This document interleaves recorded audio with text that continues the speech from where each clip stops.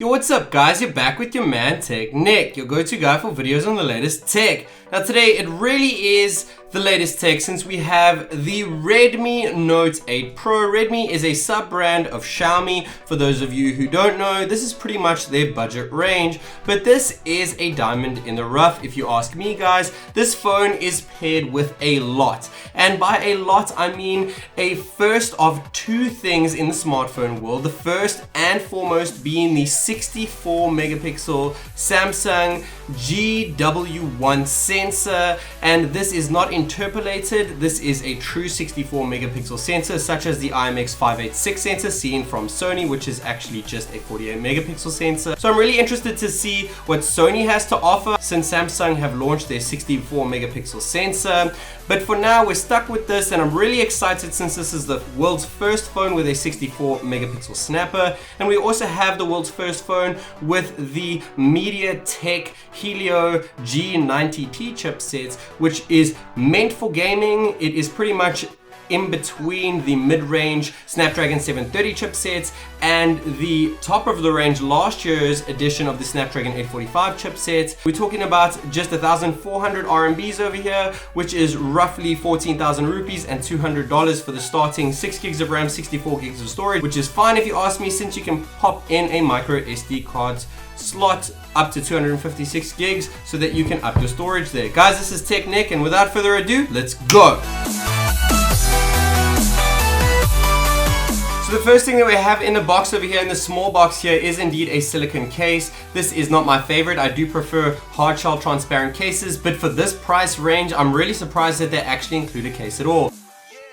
Another thing that we have in the box over here is a USB-A to Type-C port. This does indeed sport only 2.0 transfer speed, so don't expect the fastest transfer speeds between your mobile device and your PC or OTG speeds. Though this is indeed paired with a very fast 18-watt fast charger. This is not the fastest in the world, but at least it comes paired in the box, unlike other offerings such as from Samsung where they make you splurge for a new charger. This comes with an 18-watt charger in the block, which is the highest that it can possibly do. So it's really cool to see that Xiaomi have increased it here, and they have indeed included it in the box. And this shouldn't take too long to boost up what is an absolute massive 4,500 milliampere battery in the Redmi Note 8 Pro over here, guys.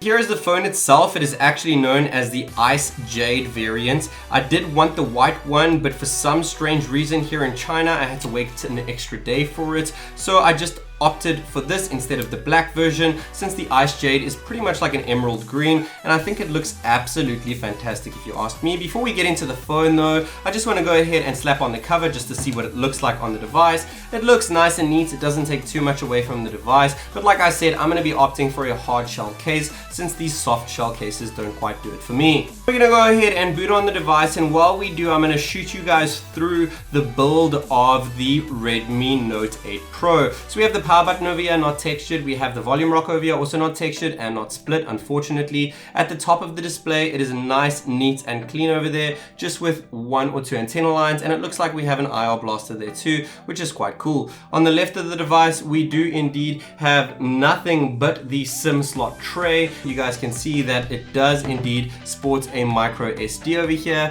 and we can pop in 2 SIM cards, one occupying that micro SD card bay. At the bottom of the phone, we do have a downward firing speaker, and I doubt that that is paired with the physical earpiece. At the top there, since this is such a budget-friendly phone, we do have that USB Type-C port, and it is really tough to see in this lighting over here, guys. And beside that, we do have that 3.5mm headphone jack. At the back of the phone here, we have this really nice, pretty much gradient of black and emerald green over here shooting into each other. It looks really nice, but it does pick up quite a few fingerprints, so you guys are going to want to invest in a cover over here. Just says nice and neat here, Redmi. And yes, we do have a main camera of 64 megapixels here, guys. This is not downscaled at all. It is a true 64 megapixel Samsung GW1 sensor. This is indeed paired with a 2 megapixel depth sensor over here. Those are the only two paired together. And the other two that we have are separate cameras, and the separate cameras that we do have is an 8 megapixel ultra wide sensor. That's really cool to see, guys, though it would have been cool to see a high megapixel count there, but that is also paired with a 2 megapixel macro sensor, which is really awesome to see. I always do welcome macro sensors, though I don't think it is the best sensor to have in a phone. I would have rather had a telephoto sensor here, but they are pretty expensive, so to keep costs down, throwing in a macro sensor won't hurt anyone, and I'm pretty sure the pics will come out nice and snazzy, as I'll show you guys a bit later. I am in the phone over here, the Redmi Note 8 Pro, and it looks absolutely superb. I must say the one drawback that we do have here is the fact that this is an IPS LCD display. Apart from the wonderful AMOLED displays that we have seen on even budget-friendly phones in 2019, that is by far the worst feature of the phone. The rest of it seems pretty great. So as you guys can see, we do actually have dark mode enabled here, which is really cool. That usually only comes with AMOLED panels, but since this is an IPS panel, we will be lacking the always on display, which kind of sucks. Now, this is a 6.53-inch display, so it is definitely bigger from the Redmi Note 7 Pro. And I must say that if you're looking at an upgrade, a slight upgrade to say the least, from the Redmi Note 7 Pro, you're actually looking at the regular Redmi Note 8, since it has a Snapdragon processing chip in it, and that is the Snapdragon 665 processing chip. It is not the best Snapdragon chip that you can get at it, and it's not even the best mid-range chip, and this is indeed the first phone to have a Helio chip in it, and it seems absolutely superb. We're talking around benchmark scores on Antutu version 8 of around 280,000. That is pretty much better than the best mid-range chipset that you can get from Snapdragon, which is the 730 chipset. That rounds up at about 250,000 points, but it is not quite as good as last year's flagship chip, the 845 chipset, which racks up about 350,000 points. So you're pretty much looking at a chipset between the best of last year and the best mid-range of this year. And having that 4,500 milliampere battery should do really well, though I am quite skeptical of it, since we do indeed have a 12 nanometer chipset running this, so that should be pretty power hungry. So you'll probably expect similar usage details from the Redmi K20 Pro.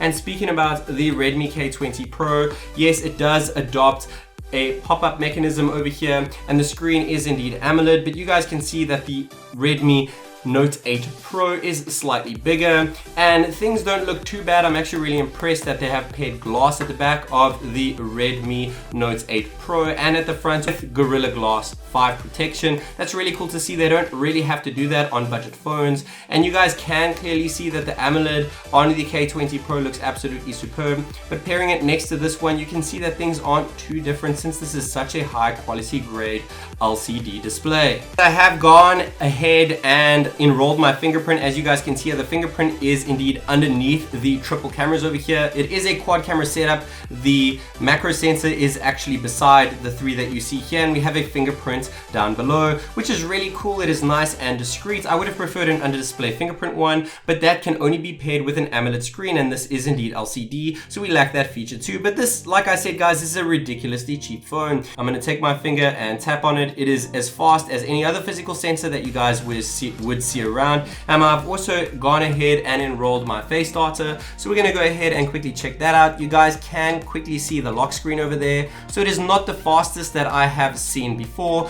though it is really good for this price range. What you have been waiting for, the camera samples, so I have pulled my little friend Groot over here to test that out for us. He is going to aid us in taking some sample snaps using all of the cameras at the back of this phone.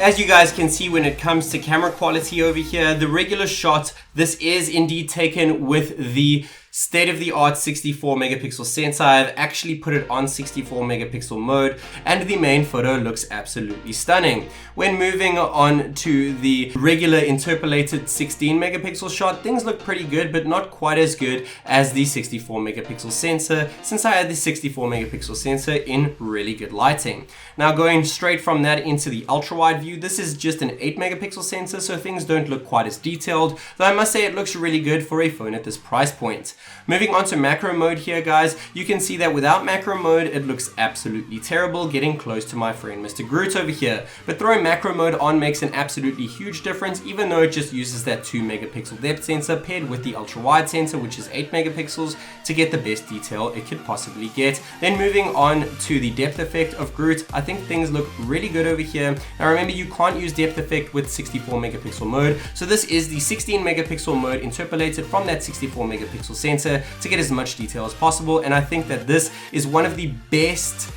depth effect shots I've ever seen on a phone, period, not just a budget phone. Moving on to the selfie department, we actually get an upgrade over here. We have a 20 megapixel shooter over here, as opposed to the 13 megapixel sensor seen on the Note 7 Pro and the regular Note 8. And coming into the depth effect over here, it does not have a second sensor in the front, and I must say I cannot see any edge detection here whatsoever. So I must say I'm pretty pleased with the selfie camera in that respect too. Now talking about video over here, guys, we are limited to 4K 30 FPS, which kind of sucks. We don't get that 60 FPS option at 4K, but it is a budget phone, so we'll forgive it over there. And we do indeed have 1080p at 30 FPS and thankfully 1080p at 60 FPS too, which is really good to see. At least we do actually get an option for 60 FPS with this phone. Now what's really pleased me over here, guys, is that Xiaomi, well, Redmi, have actually included 960 FPS slow motion, which is really awesome to see in a budget phone. This is the first phone in the world to actually incorporate 960 FPS in a $200 or less price tag, which is really cool to see. The Redmi Note 8 Pro, sub-branded by Xiaomi, is not for everyone. It is for those who cannot afford those heavy flagship products but still want a premium feeling device. This is one of my favorite budget phones that I have seen this year so far, and at just under $200 or 14,000 rupees, this is pretty much the best cheap phone on the market right now.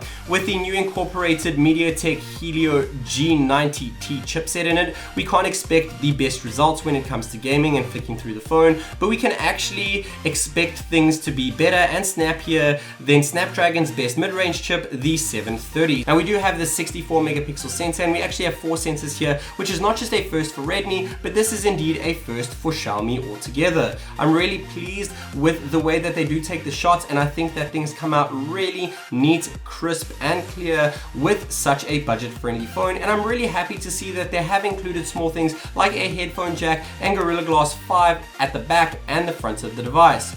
The phone does unfortunately have a physical fingerprint sensor thanks to that IPS LCD screen in the front, but thankfully the IPS screen is 6.53 inches, the biggest of a Redmi phone to date, and it looks absolutely stunning if you ask me when comparing to other LCD phones. This is no Redmi K20 Pro, and if you guys do have the extra cash to splash on that, I would recommend going for that. But if you are too tight on funds, I don't think that you could get a better phone than the Redmi Note 8 Pro. I hope that you enjoyed watching this video as much as I'm going to be enjoying testing out that 64 megapixel cam in real life. And until next time, guys, this is TechNick.